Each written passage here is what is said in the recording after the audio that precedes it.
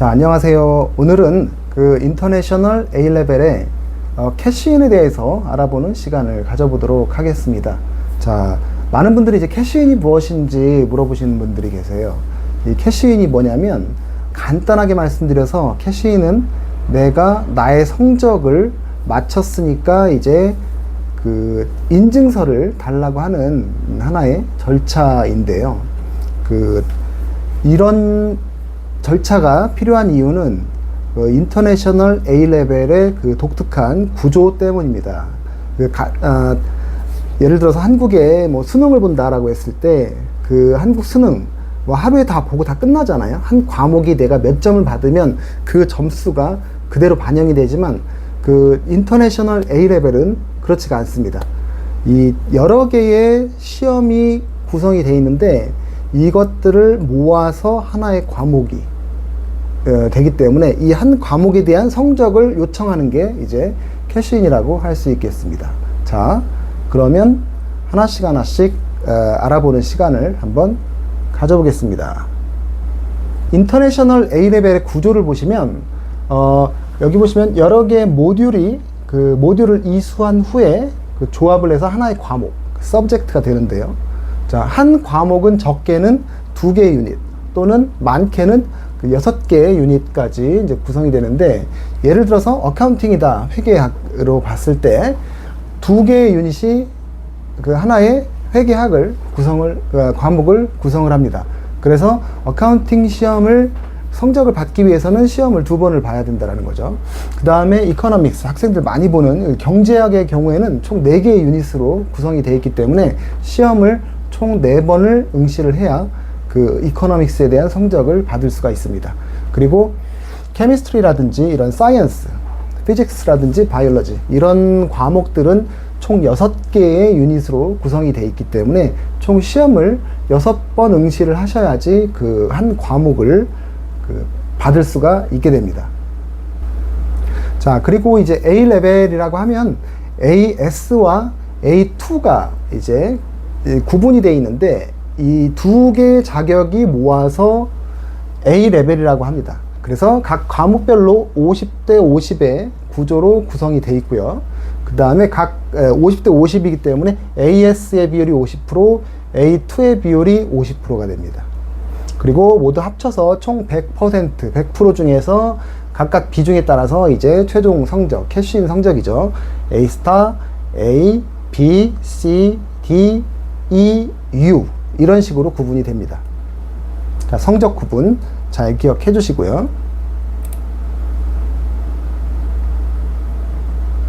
자, 경제학 이코노믹스에 대한 그 예를 한번 다시 들어보겠는데요. AS랑 A2가 어떻게 구분이 되는지 한번 보도록 하겠습니다.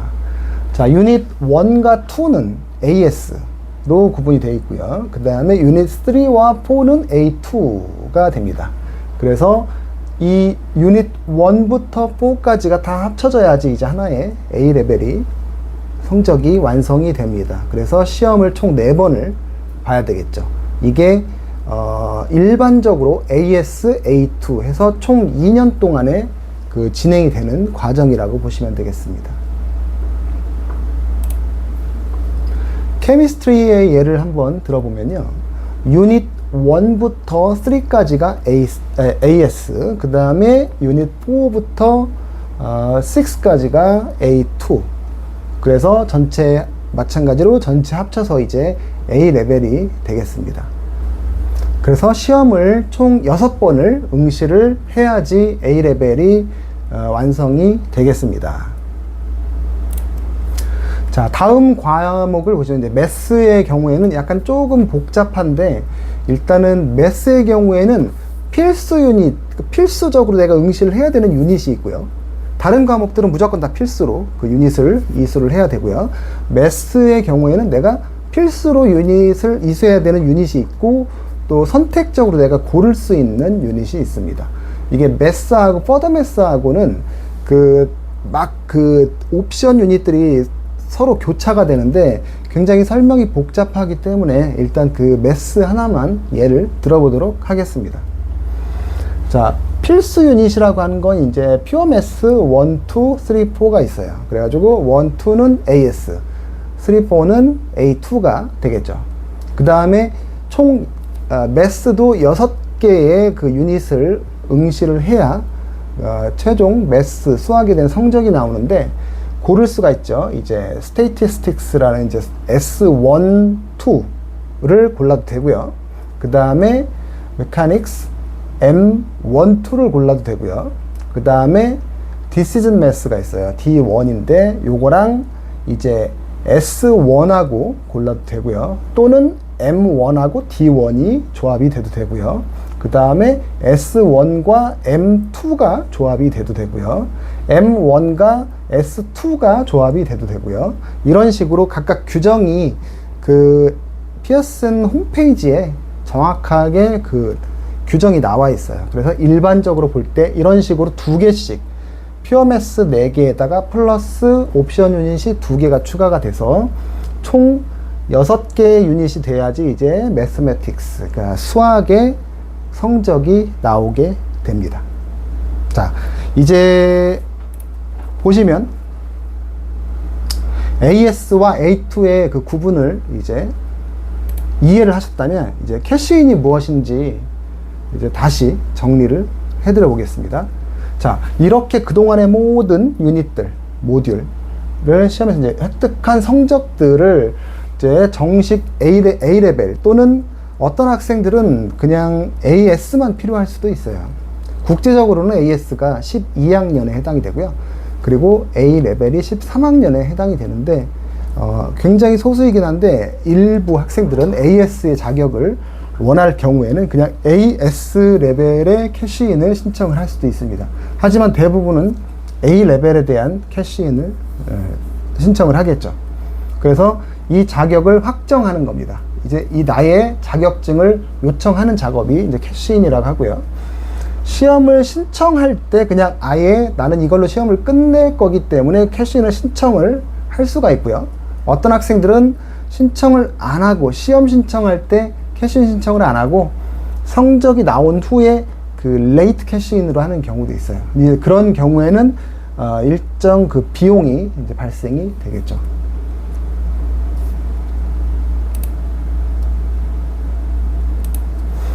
자, 그러면은 왜 캐시인을 해야 되는지에 대해서 한번 알아보겠습니다. 자, 일단은 캐시인을 해야지 그 과목에 대한 성적이 나오기 때문에 그 성적을 일단 대학에 제출을 할 수가 있겠습니다. 캐시인 하기 전에 성적은 대학에 제출을 못해요. 해도 대학에서 인정을 안 해주죠. 공식 성적으로 인정을 안 해주죠. 이전에 제가 그 찍은 영상에서 이제 그 소문자 성적표, 대문자 성적표, 이제 이런 구조인데 좀 이따 다시 한번 설명을 하도록 하겠습니다. 자, 그 다음에 캐시인이 그 아까 말씀드렸듯이 캐시인이 안 된 모듈 성적들, 그 소문자 성적들인데 그건 대학에서 인정을 안 해요. 아무리 성적이 AAA가 있어도 인정을 안 해줍니다. 그렇기 때문에 꼭 캐시인을 해야지 그 성적이 대학에 제출이 돼야지 인정이 됩니다. 그리고 영국 같은 경우에는 유카스를 통해서 보통 자기 학교 소속으로 지원을 하기 때문에 그 자동으로 대학에 통보가 돼요. 근데 캐시인을 안 하면 통보가 안 되기 때문에 반드시 캐시인을 해야 됩니다. 영국 외 대학들은 캐시인이 된 성적을 대학에 제출을 해야 됩니다. 본인이 직접을 하게 돼 있어요. 본인이 직접 제출을 하게 돼 있습니다.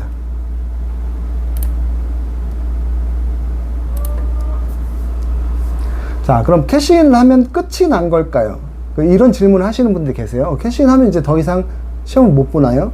뭐 그렇지는 않습니다. 캐시인을 끝냈어요. 끝내고 내가 성적을 받았는데 조금 더 욕심이 생겨서 좀 성적을 올려보고 싶다라고 하면은 다시 시험을 보고 캐시인을 다시 신청을 할 수가 있습니다. 그러면 새로 업데이트된 성적으로 캐시인 성적이 나오게 됩니다. 자, 그러면 이제 예를 이제 들어보겠습니다. 아까 제가 소문자, 대문자 성적표인데 보시면 캐시인을 하기 전에 그 성적들은 이렇게 소문자 성적들로 나오죠. 소문자 A, B, C, D 이런 식으로 성적이 나오고요. 요거는 그냥 학생들 본인이 자신의 성적을 보는 용도로만 쓰지 요게 대학에서 인정되는 성적은 아닙니다. 다음에 이렇게 대문자 성적이 나왔을 때 이게 캐시인 성적이 되는 겁니다. 그렇기 때문에 이 성적이 되어야지 이제 대학에서 인정을 받고 이제 내가 원하는 대학 또는 학과에 진학을 할 수가 있겠습니다.